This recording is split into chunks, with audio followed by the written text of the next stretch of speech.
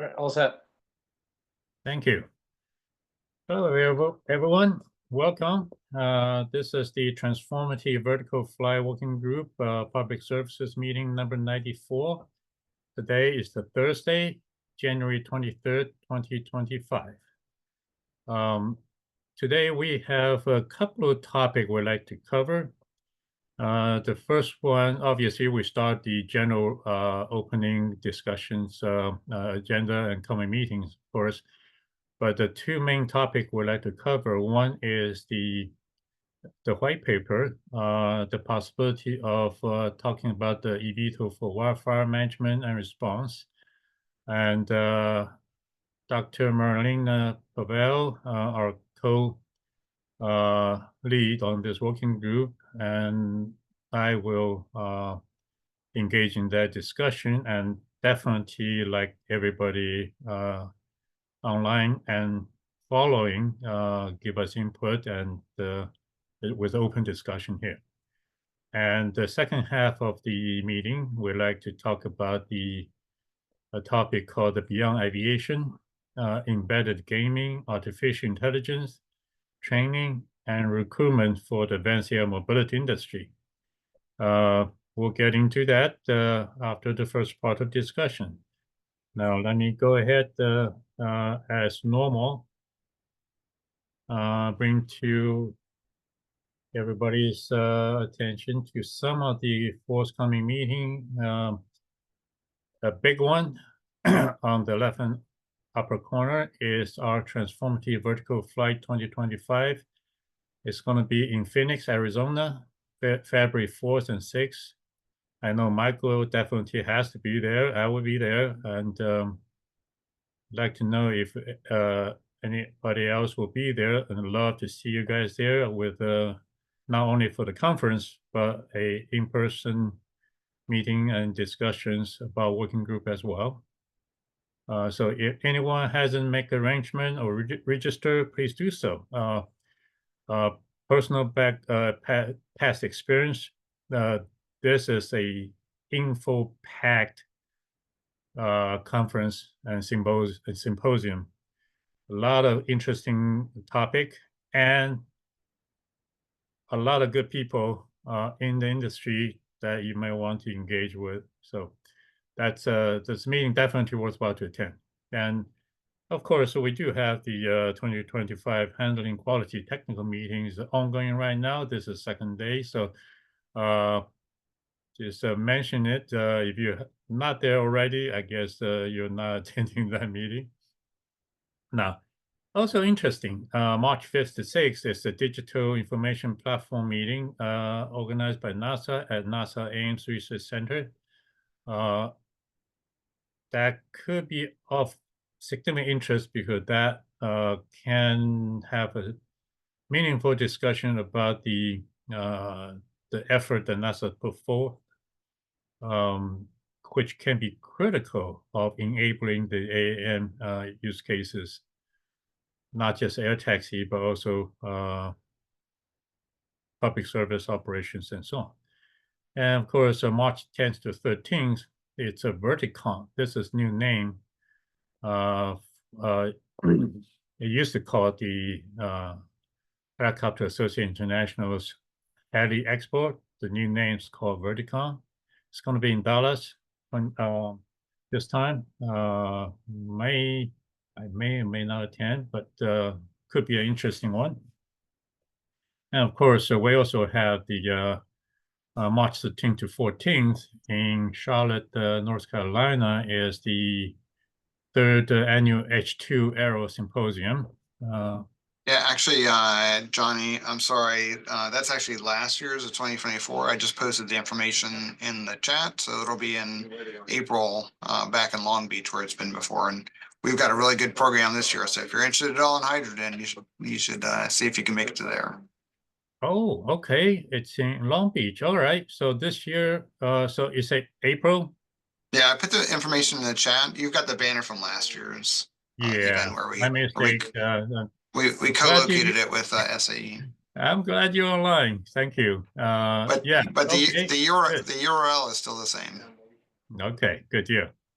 Yeah, you heard Meg, we all should try to be there.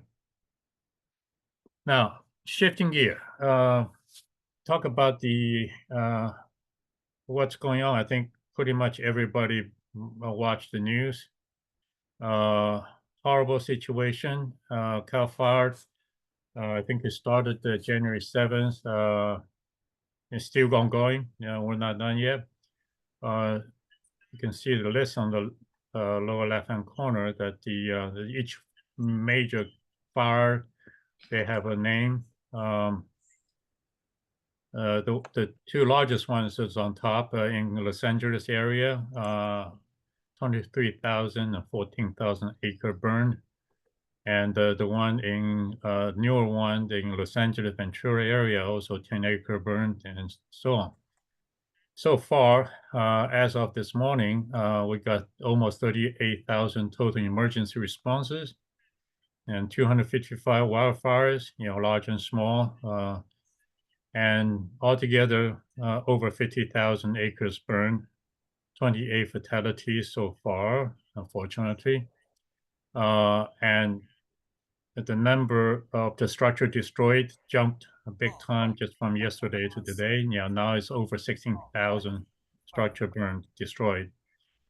I'm showing this far is getting to be very personal to me. They weren't that good enough that they could actually feel that they could get into the details. I mean, here many times these things, the devil is in the details. So what's interesting of the methodology is it allowed me to get to the people who were willing to do the job without losing time, correct? Because I didn't have 5 meetings with the person and then the person didn't deliver. Give me the Mr. Olson, I think you have your video playing. No, the principle of mark is I basically say it's not. Okay. I'm going to take it back the meeting, and I'm showing a picture here. And I have This picture. I'll tell you what the story is. Yep, we can see it. Cal Fires, January 7 to 23. Okay. And this one is a picture taken by my sister living in Pasadena. And this particular one, this is what one of their car, and this their house. And this is everywhere. They lost everything, and so are their neighbors. They finally able to get back to sea, and unfortunately, nothing's left. I mean, further away houses are still there, but their immediate neighbors are completely gone. Fortunately, I was in Jesus Christ! What the fuck is this? Our families are in Las Vegas for the CES conference, and we quickly jump in our car, run over to Los Angeles, offer some support. It's being there. We stayed in the holiday in the Hilton, Pasadena, and the complete. The good side is that there's more than half a dozen fire trucks parked right outside the Hilton, and there's more than half a dozen of the Cal Fire trucks parked there, and the firefighters. The Hilton were used as a support center, and also housing some of the people who lost their homes. The donations are packed in the lobby. So it's total disaster. It's really, really unfortunate. But we also get to see the positive side of people coming together supporting it. It's horrifying. Being there in person, it gave me a different perspective. But I'm hoping we can learn a few things from this. I mean, there's a lot of finger pointing, and we're not getting to that. But the thing is, how is this? What can we learn from this? Are we able to leverage advanced air mobility and eVTOL to make a difference? one thing that I noticed during the fire was that the fire was at the wind gust was exceptionally high. That's one of the reasons why the fire spread so fast, but also grounded a lot of airplanes and helicopters. And so one of the things we start talking about is it possible that we can tailor some of the eVTOL platform to be highly high wind resistant capable? Would not be the best design for air taxi because you probably don't need that. But to fight this kind of wildfire, unusual cases, maybe we need that highly capable, maybe high power platform in order to operate in that kind of condition while most of the airplanes grounded. To follow on this, and we did publish with many of the working group members' support, we did publish one of the SA report called the Unsettled Issue Concerning eVTOL for Rapid Response on Demand Firefighting, and identify some of the opportunities and challenges on this.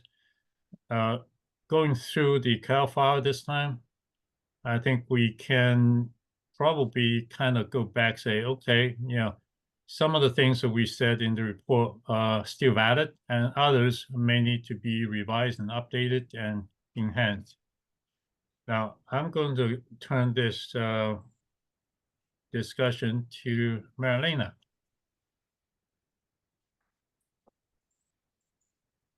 Okay, Johnny, thank you. Can I ask everybody to mute, except, so Ben, can you mute yourself as well?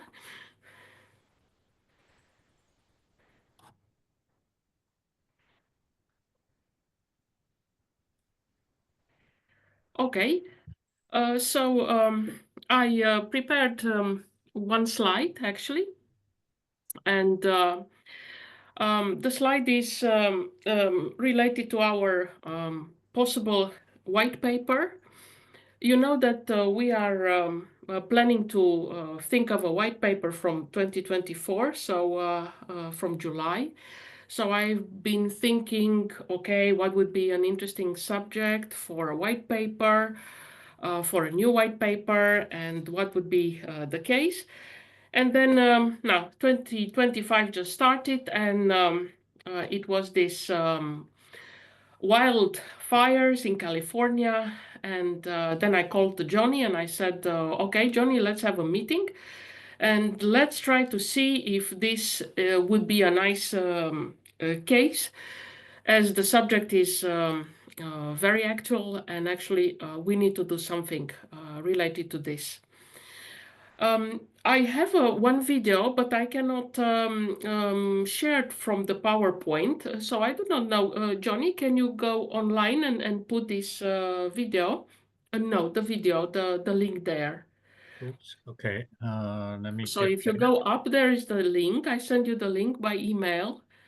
Right, let me see if I can do that. Oops, hold on, sorry. Yeah.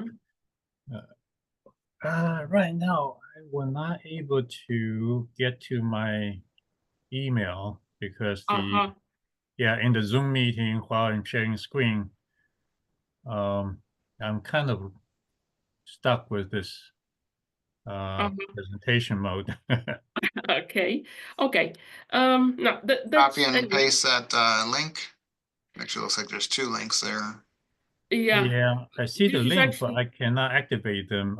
Can somebody yeah. Now, anyway, this is an interesting. It's just from the news. It's France 24, but actually they showed the wildness of this fire, and there are a few articles, a few presentations that are already gone. So Johnny, can you go to the next slide? Okay. So I prepared for this evening this kind of tile, And I thought that the article that I was triggered was the NBC News, and it was entitled "Entirely Foreseeable. The LA fires are the worst case scenarios experts feared." So basically, it was an interview with Professor Miller. He was an expert on environmental at the Pomeda College. And he wrote years ago a book, and he's of course following these these fires that are happening in California and generally in US.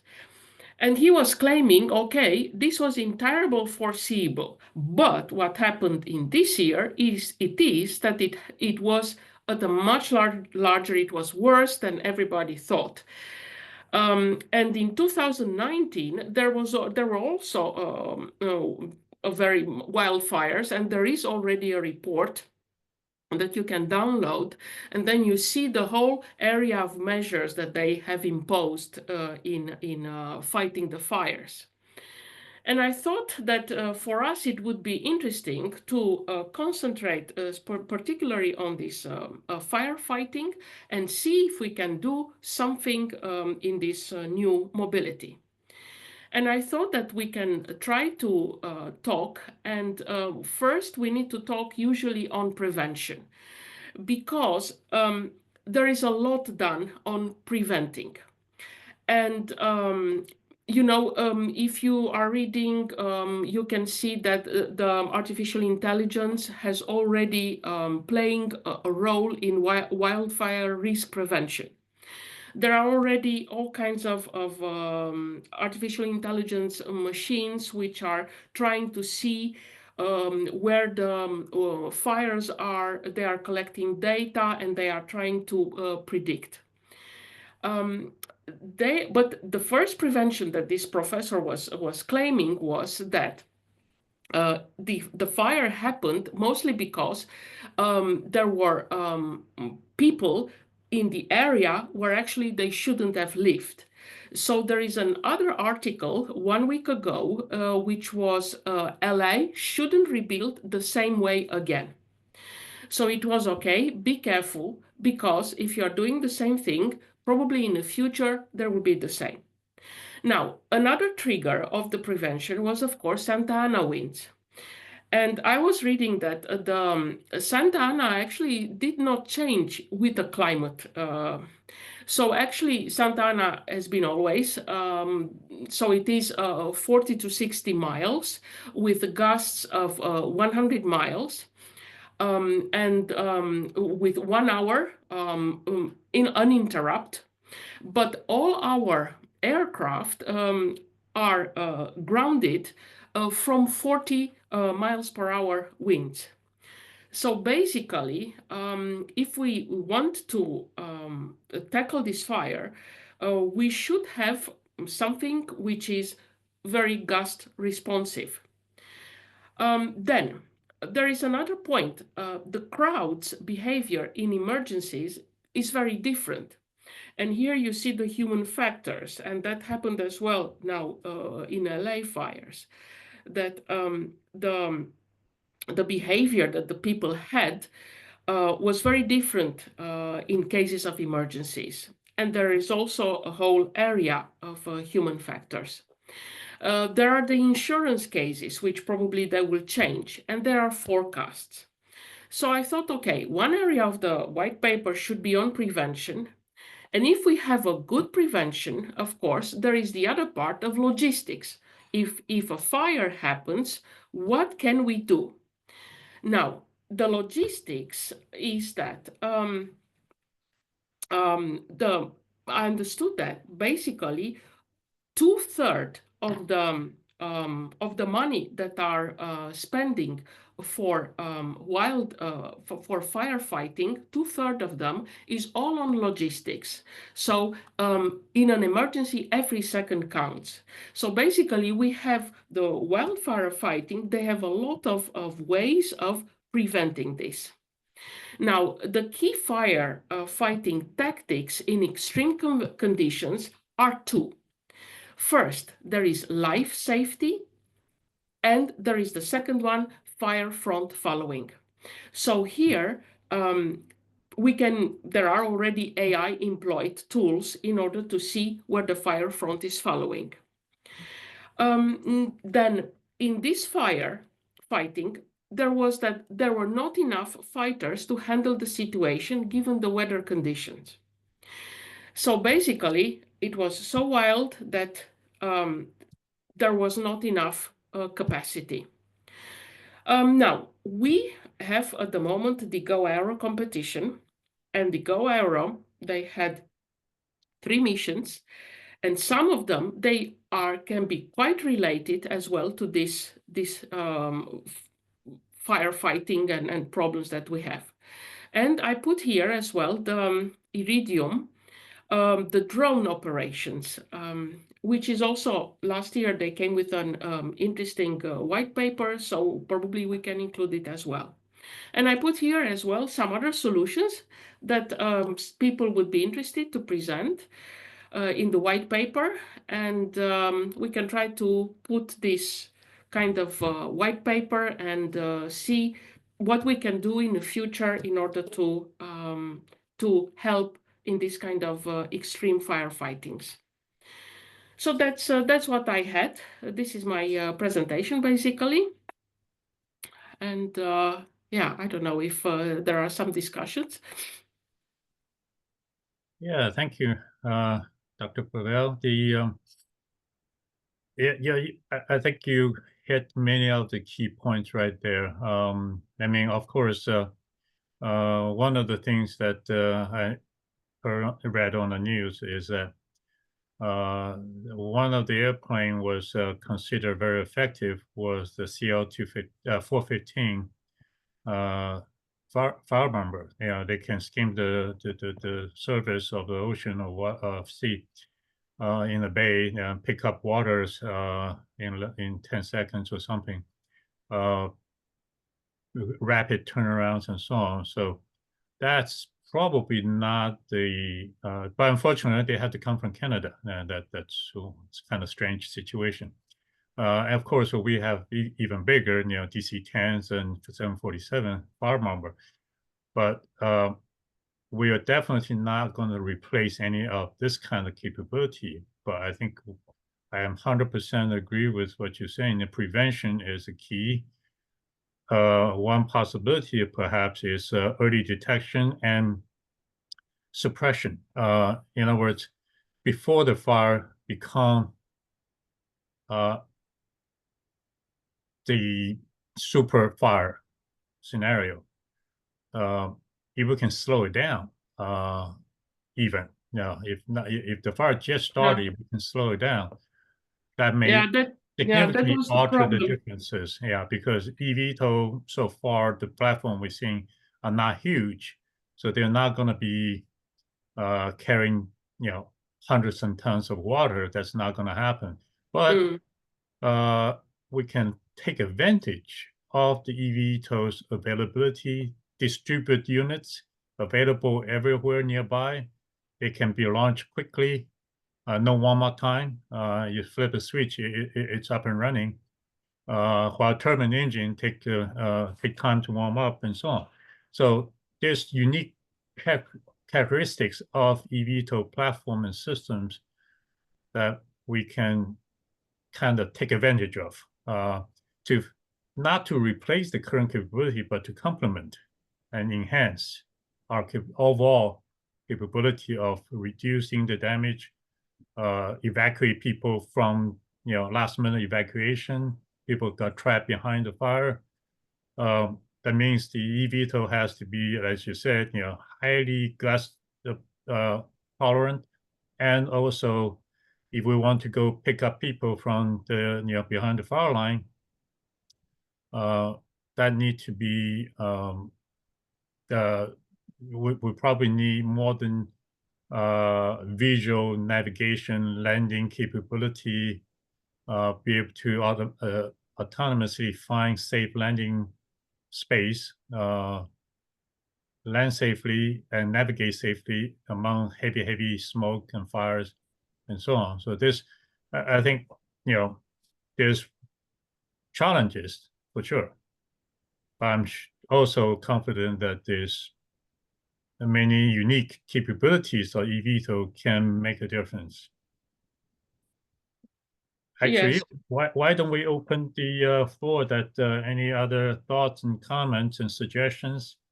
Is this a good topic that we should work on the white paper? Ideas? Hi there. So first of all, very, very nice presentation. Thank you so much. I definitely think this is something you should be working on for the white paper because currently I'm in university working on a drone as part of a club that is actually dealing with this right now. We're developing a drone to deliver water to prevent hotspots from getting larger. So I think you nailed a lot of the problems right on the head. The idea is that with eVTOL, you're not going to be having the same kind of payload delivery capacity as the fire bombers.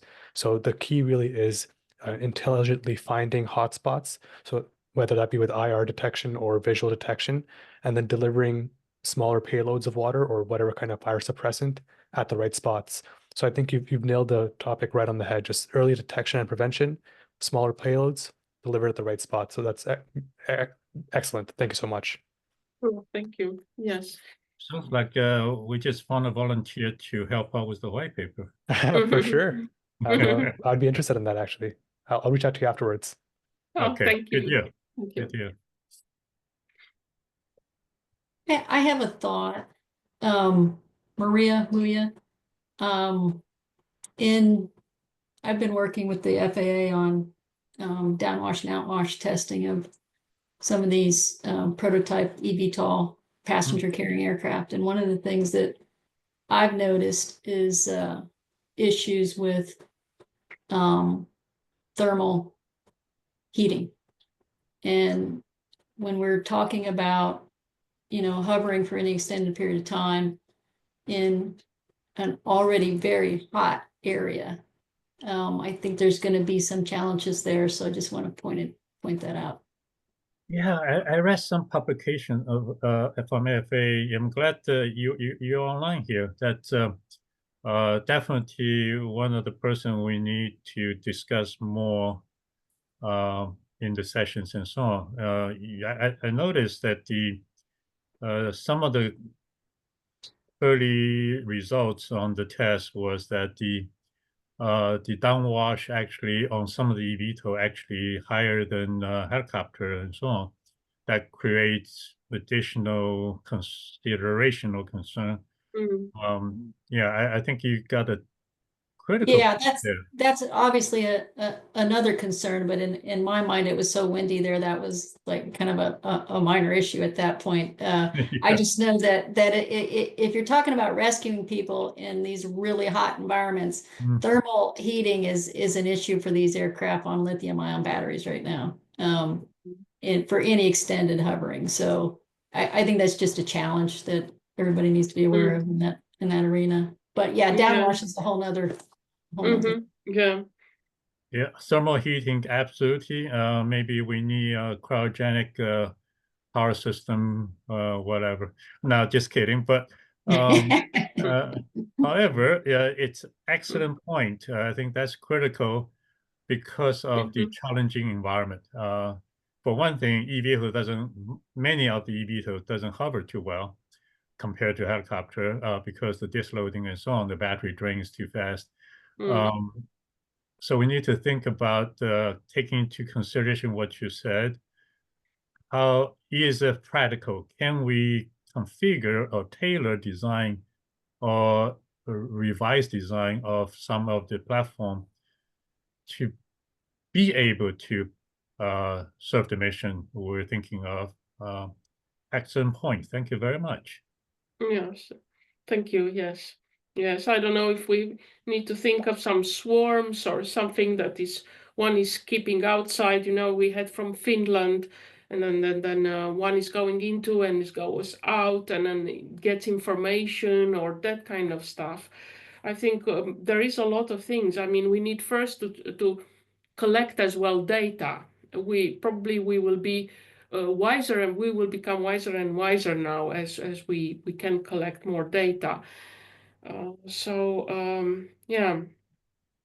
it's bad that these fires are happening, and actually 2019 the whole report came. Everything was settled with and actually you know, there are a lot of measures in place. It's incredible, so many measures are in place.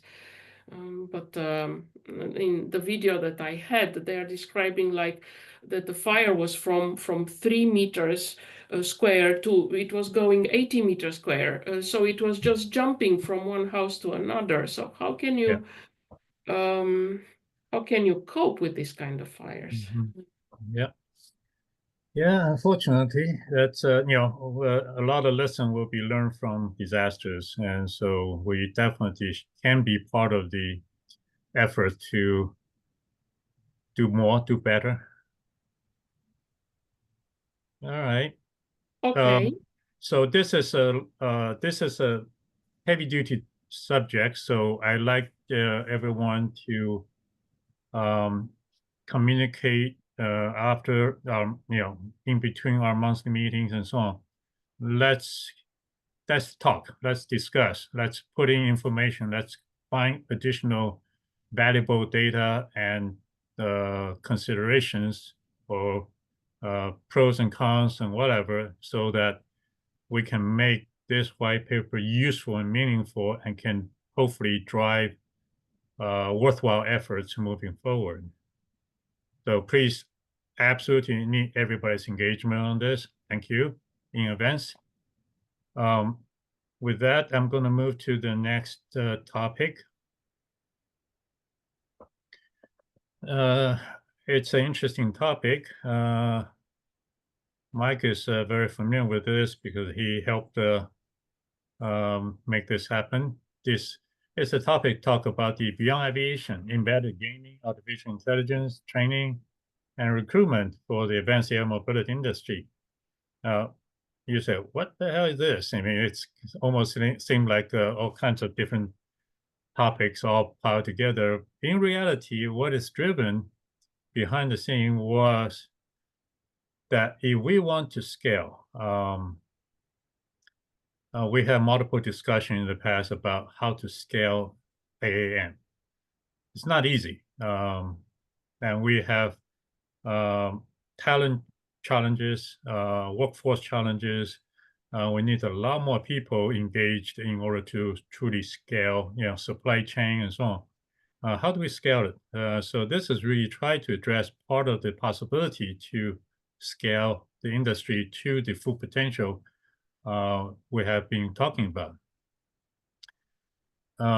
So I'm talking about ecosystem, the global ecosystem build up, not just within the United States or Europe or whatever. It's really a global opportunity and global challenges, and the challenges involved with scaling. We just we have published a series of SAE Edge report, all linked to the public services or AM as a whole. On the left side is the 5 previously published reports, which including the firefighting report I was talking about. But we just released the latest one, which is the topic on this session. We published this report just last month. So anybody interested in diving into a little more, it's available. And Marilena, I'm going to get you to talk about this. You know, now I'm talking about the AAM growth potential and talent demand. One of the KPMG report predict that the AM economy is about a $200 billion by 2040, which is only 15 years from now. And I took a very conservative estimate, say, well, this is one of the, say, more conservative estimate. Some other forecasts are even much bigger than that. And I took a simple math and say, okay, if each person engaged in this economy, say the cost of the person, including all the overheads and everything, is on the average worldwide $125,000 per year, which may or may not be adequate for the US and Europe. But if you take the global, including a lot of emerging economy and so on, the salary base are much lower. 125K probably sufficient, maybe a little bit on the high side. But if we take that, let's say 200 billion divided by 125K, we're talking about we need about 1.6 million professionals in the next 15 years. How do we get that people? How do we train and attract people into this industry? And just take the pilot training, for example. In Boeing's 2024 pilot and technician outlook project the need of 674,000 new commercial pilots through 2043. That's not even account for AAM industry. That's just the commercial pilot and alone. So we definitely not able to draw professionals from existing aviation industry, or we need to recruit from beyond. That's what the word beyond aviation came from. And of course, FAA also forecast, if you look at the lower right-hand corner, indicate that the daily UAM departure flight can reach 10,000, be over 10,000 in air taxi operation, and just 6 years from the start of the operation, which could start this year, next year. So can we leverage a large gaming population worldwide to recruit and train AAM industry workforce and talent? That's what this paper was talking about. Now, on the lower left-hand corner is showing the number of gamers, active gamers, in billions. So we're looking at over 2.6 billion people in the game, actively engaging in some kind of gaming activities right now, and it's continued to grow. A good population of potential targets, I'll call it. Now, Marilena came up with a interesting and meaningful illustration called the AAM gamification.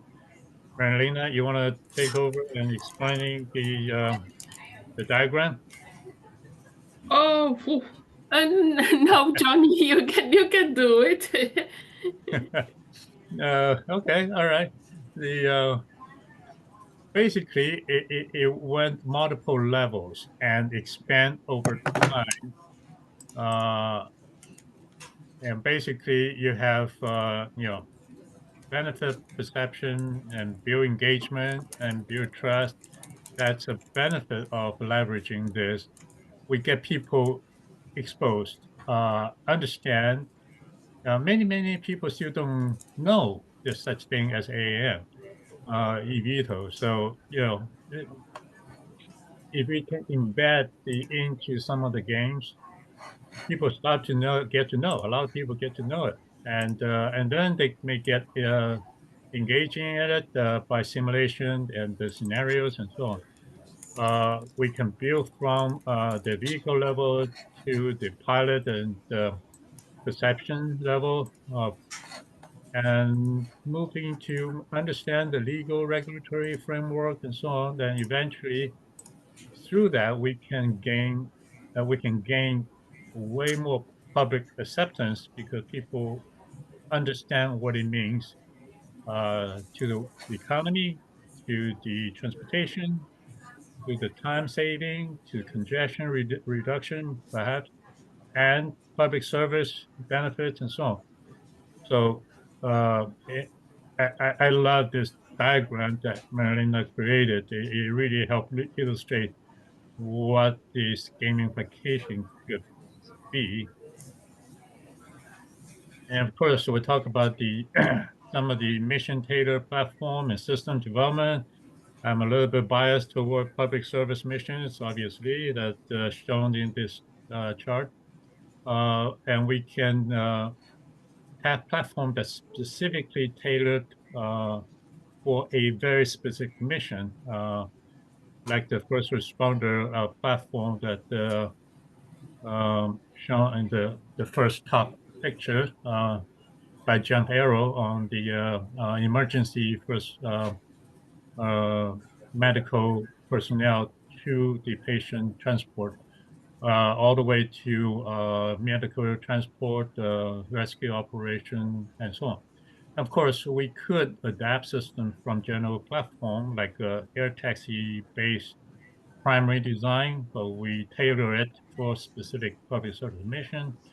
But all that we need broad spectrum talent based a lot of people from different aspects, not just know the aircraft, but like what we talked about earlier on the firefighting and so on. What do we need people understand the impact, the operating hot environment, the heavy gas requirements and so on.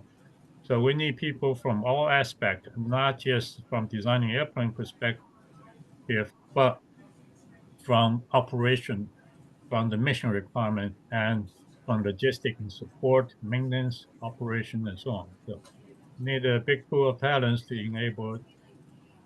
And of course, one of the things that have multiple discussion with our NASA friends, it's about the cost-effective production and ownership costs. It can, if the airplane costs the same level as a business jet, then it's going to be difficult to have broad-based deployment. And without the broad-based deployment, we will have challenges of making it available everywhere, not just in the US, in Europe, in other part of the world.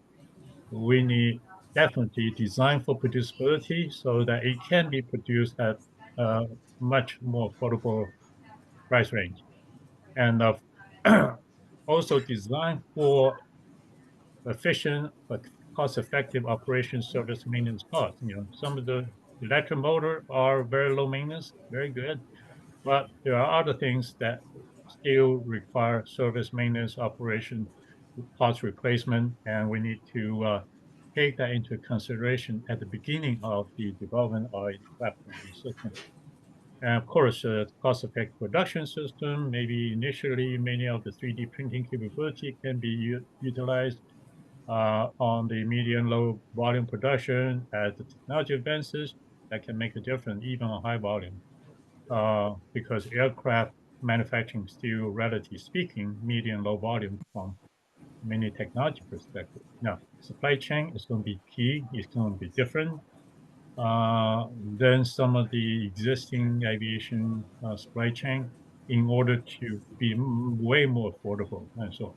So I'm not going to cover all the details, but just illustration that from the affordability perspective, we need innovative approach. We need safety mindset, but innovative approach, and that take talent, that take knowledge, that take people from more than just aviation industry.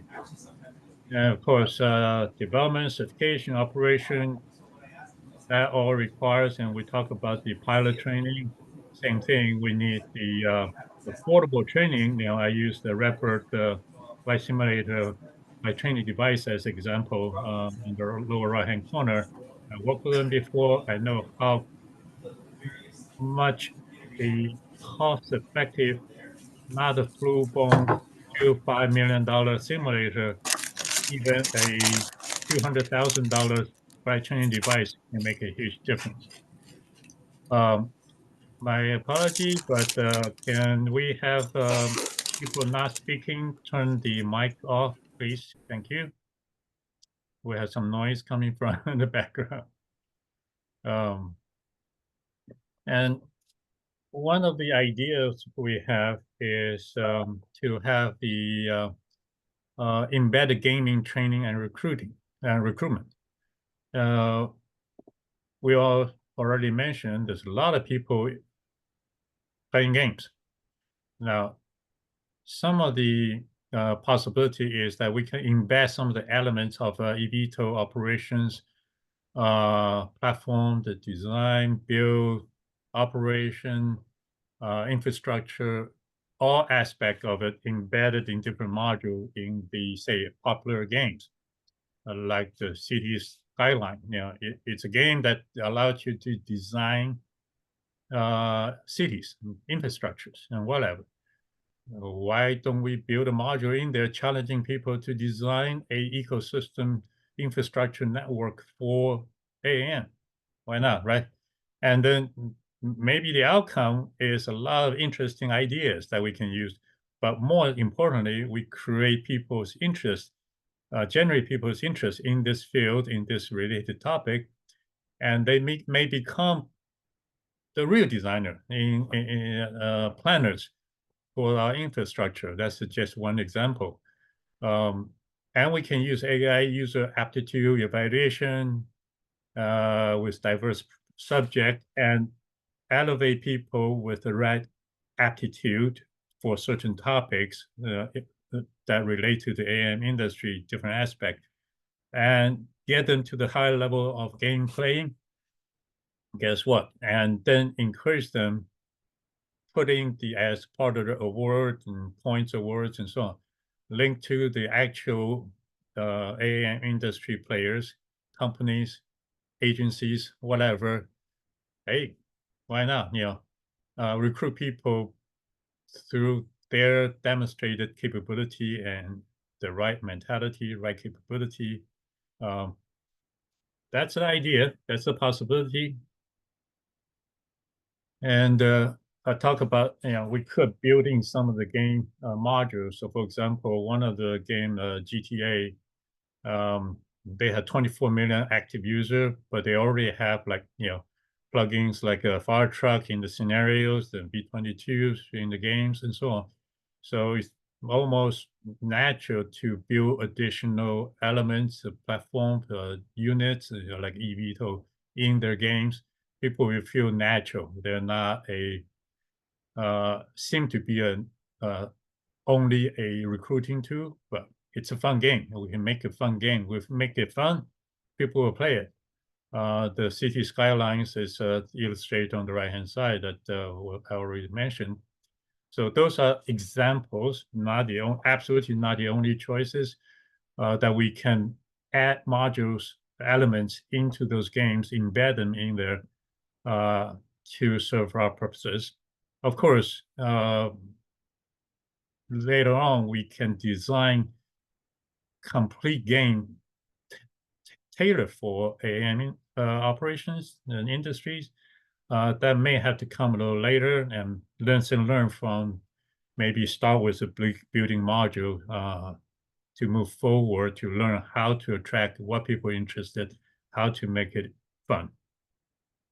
Now, of course, AI is going to be a very, very powerful enabling force here. I would just use the picture as an illustration. My son created the middle image, so AI generated illustration through command words instructions. It took less than 20 minutes to create that image. And let me do the spinach side with a little. The right-hand part is that we took a CAD model of a eVTOL design, modify it, and render it, and put it over superimpose onto a public image from our government. That whole thing took about 8 hours. That shows I'm just using that to illustrate, doing the, say, the traditional way of rendering illustration and so on, take a lot more time than what we could generate using AI, the generative illustration image creation tools. Some of those tools not only can create images, they can create short videos and so on. leveraging that tools to embed elements into the games and so on can be way more cost effective than we have to deal with previously. So I think this year is a game changing, okay, use that term, pun intended, game changing time that the AI tools are so powerful, so capable nowadays, only happened in the last 6 months or so. It can make a difference to make it practical for us, AM industry, to leverage that tools to make a difference in the gaming training and recruitment functions and so on. So that's my 2 cents. We have a couple more minutes, so please, any thoughts, ideas, suggestions? I just have first of all, thank you again for the information. An example of this might be the Gran Turismo games. So I don't know if anybody's seen the movie 2023. It's called Gran Turismo, and basically the developers of the game, they were able to create a simulation of racing so accurate that it was almost like the real thing. And from there, the team Nissan created a competition where gamers would then get a chance to drive the real thing. So it's the story of somebody called Jan Mardenborough. He's a British gamer who became a professional race car driver for Nissan, and I believe he still drives to this day. So another example of this being done before. Hey, there you go. Might as well learn from the success story. And yeah, thank you. Yeah, that's a great story, great information. I need to look it up. Thank you. I can leave the information in the chat just so people can look it up later on their own as well. Great, super. And of course, the linking back to the earliest things that we talked about. I mean, in order to have all the firefighters, first responder be able to take advantage of the eVTOL AAM technologies, we need scale. We need many tens of thousands of system platform available. The professional can learn to fly in hours or days, not months or years. They become a tool for them. Autonomy is going to be critical. AI enhanced training will be critical. We need to be able to give it to the professionals with the capability, and they can use it quickly, easily, reliably.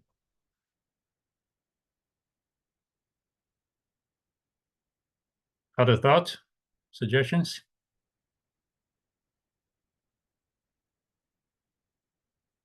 Okay, and appreciate everybody engaging in the working group and the meetings. Please, you have our contact information. Send us your thoughts. Let's talk more. Let's engage. That's what the working group is for. Yeah, we need to take advantage of it. Hopefully, we can make a difference for some people, maybe for a lot of people. Make the world better and safer place, perhaps. So with that, I thank you, everybody, and I will see you next month. Hi there. Sorry, just a quick question. I don't think we have please. your contact information. Do you both have emails that you'd like to share right now? Just in case we missed it. Sure. I think, okay. Yeah, Tom sent you guys the meeting notice, so you definitely can get hold of him.